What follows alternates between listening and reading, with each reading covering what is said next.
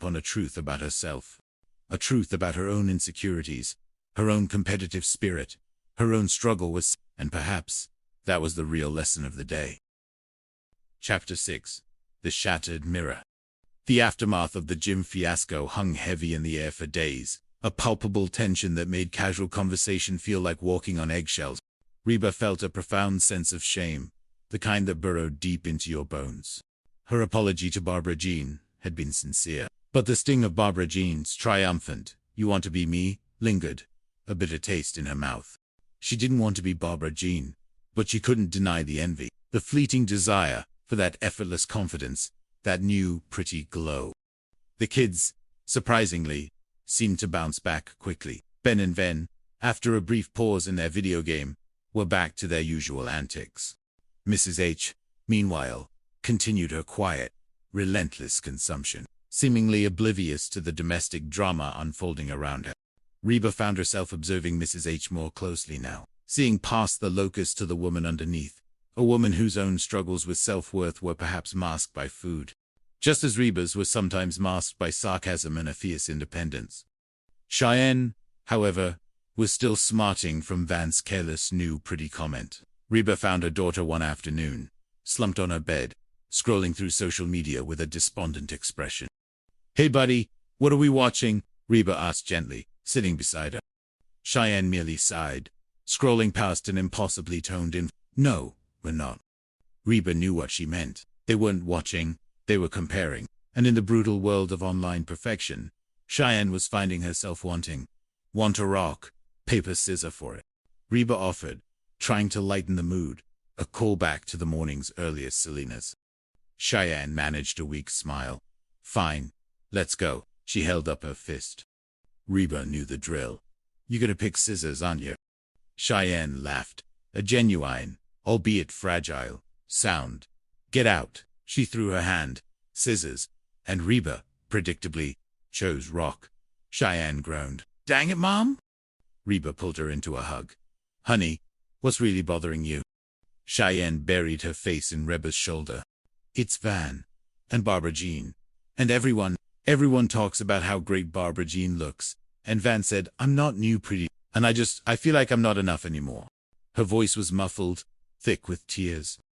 Reba held her tight, a familiar ache in her own heart. She knew this feeling intimately. The pressure to be beautiful, to be desirable, to constantly reinvent oneself. "Oh, honey," Reba murmured, stroking Cheyenne's hair. "Van's an idiot sometimes, but he loves you. And you are more than just pretty, new or old." Later that evening, Van found Reba in the kitchen, looking unusually thoughtful. He looked troubled, his usual boisterous energy subdued. He greeted Reba, then hesitated. "Hey, I need to talk to you." Reba looked at him, surprised by his seriousness. "Oh, honey, I just got the TV." She was trying to distract herself, to lose herself in a mindless show.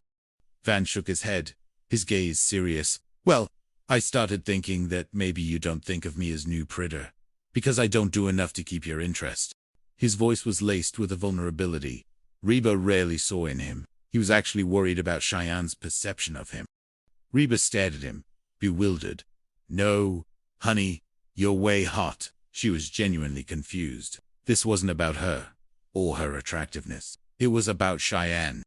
Van misinterpreted her confusion. "Guilty," he sighed, running a hand through his hair. "But anyway, I thought that maybe I should, change my look every now and then just to keep things fresh." So he paused dramatically, then pulled a bright, shocking blonde wig from behind his back. "I bought a wig."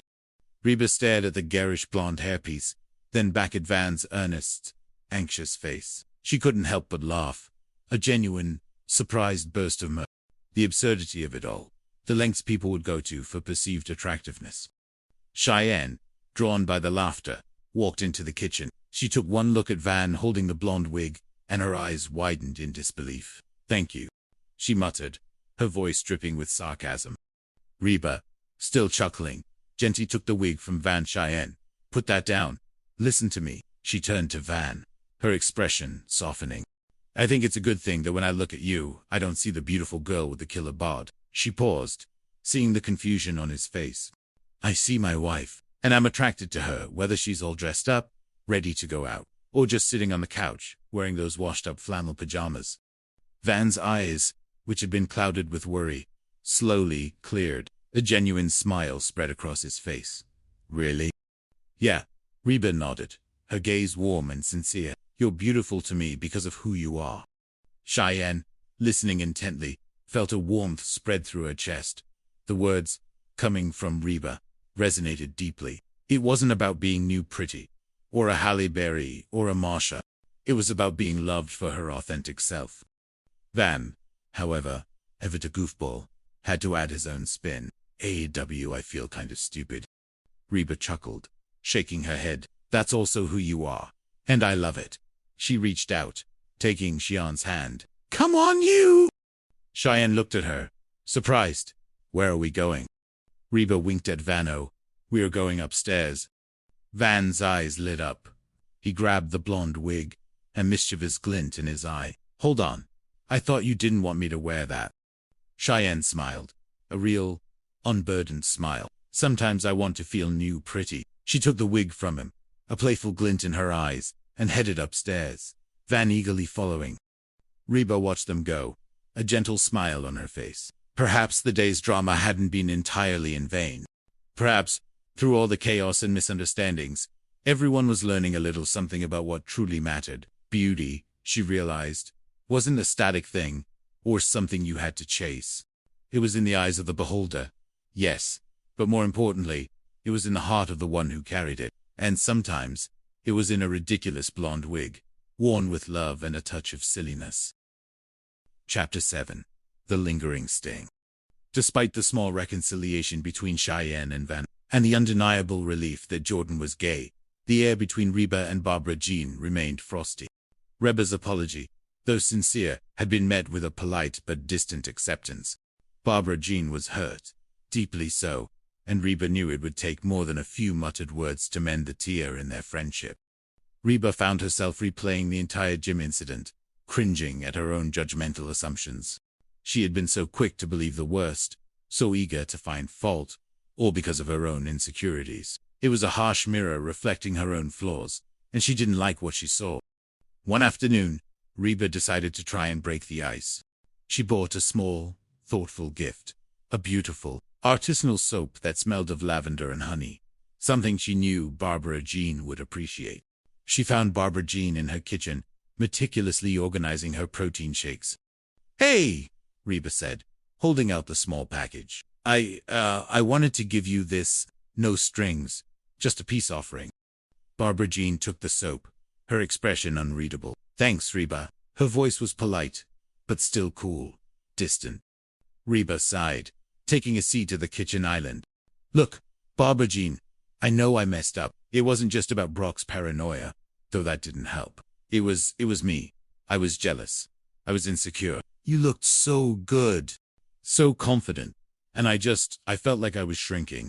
The words, raw and honest, tumbled out, a confession she hadn't realized she needed to make. Barbara Jean put the soap down, her gaze finally meeting Reba's. There was still a hint of hurt in her eyes, but also a flicker of understanding. "I know, Reba, I could see it. It felt like you were trying to tear me down, just when I finally felt like I was building myself up." "I know," Reba repeated, her voice thick with regret. "And I'm so sorry. I shouldn't have let my own stuff get in the way of your happiness. You worked so hard for this, for your transformation, and I just saw it as a threat." Barbara Jean leaned against the counter, her arms crossed. "It wasn't just the weight, Reba. It was everything. For so long, I felt invisible, or worse, just Brock's wife. The one who wasn't you. Losing the weight. It was like shedding a skin. I found my voice again. I found my confidence. And when you came in there, accusing me, judging me, it felt like you were trying to take all that away." Reba nodded slowly, absorbing her words. "I understand, and I truly am sorry. I hope you can forgive me." Barbara Jean was quiet for a long moment. Then she sighed. "I want to, Reba. I really do. You're my friend, but it's going to take time. Trust, once it's shaken, isn't easy to put back together." "I know," Reba said, a small flicker of hope igniting within her. It wasn't an immediate fix, but it was a start. "I'll do whatever it takes." Chapter 8. Brock, meanwhile, was undergoing his own quiet reckoning. The humiliation of his paranoia, the relief of Jordan's true orientation, and Barbara Jean